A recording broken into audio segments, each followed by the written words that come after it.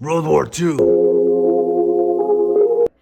Welcome everyone to Historical Gems, where we'll inform you of every major detail you'll need to understand World War II. First, some context. Many factors of World War I set the stage for World War II. Let's dive in.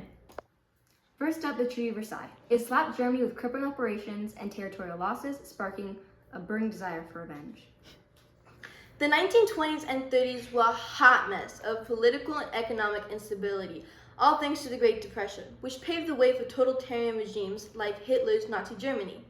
Let's not forget the League of Nations, which, spoiler alert, failed spectacularly to stop aggressive moves by Japan, Italy, and Germany. All these elements combined to create the perfect storm, a perfect storm that erupted into the deadliest conflict in human history. So that's World War I's legacy, a ticking time bomb that exploded into World War II.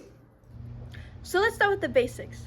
World War II officially began on September 1st, 1939, when Nazi Germany, led by Adolf Hitler, invaded Poland. This was part of Hitler's aggressive plan to expand German territory, which was a blatant challenge against the post-World War I international order. Just 2 days later, Britain and France, having pledged to defend Poland, declared war on Germany. But for a while, it was a war of words, known as the Phony War. In the thought bubble, we see Germany's Blitzkrieg strategy in action, a combination of fast-moving infantry, tanks, and air power that overwhelmed Polish defenses. Meanwhile, the Soviet Union, under the Molotov-Ribbentrop Pact, invaded Poland from the east. By the end of September, Poland was divided between these two powerful neighbors. After Poland fell, Germany turned its sights north and west. In April of 1940, Germany invaded Denmark and Norway to secure vital resources and strategic positions. Then in May, Germany launched a blitzkrieg across Belgium, Netherlands, and France. By June 1940, France had fallen and Germany occupied Paris. With France out of the way, Hitler expected Britain to seek peace, but Britain, under Prime Minister Winston Churchill, decided to fight on. The Battle of Britain ensued, with the Royal Air Force defending the skies against the Germans in a critical campaign that lasted from July to October 1940. Spoiler alert, Britain held firm. And now it's time for an open letter. Dear Axis powers, your early victories were terrifying and devastating. You seemed unstoppable, but you underestimated the resilience and determination of those who opposed you. The world would soon see the true cost of your ambitions and the resolve of the Allied forces. Best wishes, the Historical Gems. Meanwhile, in the East, Japan was working on its own imperial ambitions. On December 1941, Japan launched a surprise attack against the United States naval base at Pearl Harbor, Hawaii. This attack brought the U.S. into the war, joining the Allies against the Axis powers. America's industrial might and vast resources would prove to be a game changer. The war spread across multiple fronts: the Pacific, the North African, and the Eastern European.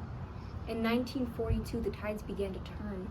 The Battle of Midway was a significant naval victory for the United States, halting Japanese expansion into the Pacific. In North Africa, the Allies defeated the Axis at the Battle of El Alamein, pushing them out of Egypt. In this thought bubble, we see the brutal Eastern Front, where Soviet Union bore the brunt of the fighting. The Battle of Stalingrad from August 1942 to February 1943 marked a turning point. The Soviet victory was a catastrophic defeat for Germany, with massive losses that could never fully recover from. In 1944, the Allies launched Operation Overlord, commonly known as D-Day, on June 6. This massive amphibious assault on the beaches of Normandy in France opened a new front in Western Europe. By August, Paris was liberated and the Allies continued to push toward Germany. Simultaneously, in the Pacific, the U.S. employed an island-hopping strategy, capturing key islands and moving closer to Japan. By 1945, the Allies were closing in on Germany from the west and the Soviet Union from the east. On May 7, 1945, Germany surrendered unconditionally, marking VE Day, or Victory in Europe Day. Here, we see the final, devastating phase in the Pacific. Despite fierce resistance, the Allies captured Okinawa in June 1945. To avoid a potentially costly invasion of Japan, the United States dropped atomic bombs in the cities of Hiroshima and Nagasaki in August 1945. Japan surrendered on August 15th, marking the end of World War II. World War II resulted in an estimated 70 to 85 million fatalities, making it the deadliest conflict in human history. It also left Asia and Europe in ruin. It caused geopolitical shifts, and it marked the start of the Cold War between the United States and the Soviet Union. So let's recap. What did we learn? World War II was a complex, multifaceted conflict that was driven by aggressive expansionism, totalitarian regimes, and ideological battles. Its legacy reshaped global economics, politics, and societies in ways that still resonate today. Thanks for watching this episode of Historical Gems. Make sure to check out our next video next week of where we delve into the aftermath of the war and the beginning of the Cold War. Don't forget to like and subscribe, and as always, Thanks for learning with us. Okay,